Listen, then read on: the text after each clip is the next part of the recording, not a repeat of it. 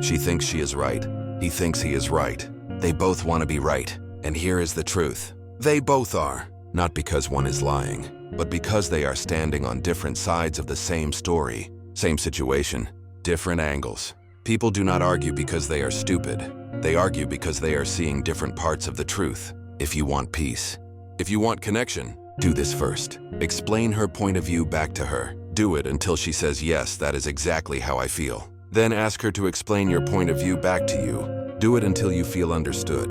Not to win, not to prove a point, just to understand the angle. And here is the part most men miss. Most of the time, she is not looking for a solution. She is looking for emotional support. She wants to know you are with her, not fixing her, not correcting her. When someone feels heard, they calm down. When they calm down, solutions become possible. Same ball, different angles. Same team. Understand first. Solve later.